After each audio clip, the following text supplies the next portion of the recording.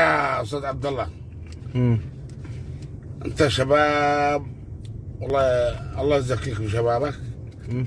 او به تفكر انك تزوجت. ليش؟ انا كذا هاجعوا لي متطوروا لي كذا على ابو حباق وتشالمس. ما انا جاري ان نلمسيني كل امي. ناكل لي امي وادب بيتون. كيف؟ عاشا واشا واشا واشا. خلينا نمشي نسيت حسين.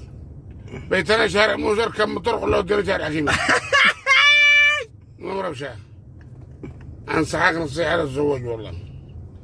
حتى بعد ما تزوج في واحد فعل خير دفع ضرب وزوجنا.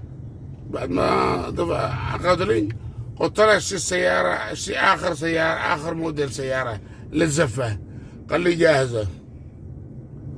اتصل بي في الليل، اتصلت به ثاني يوم في الليل قال لي جهزنا ذكي عند السرويس.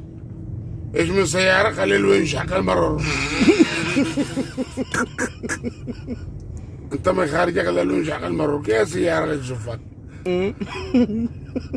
يعني حتى يوم نزفه نكد وغثاء.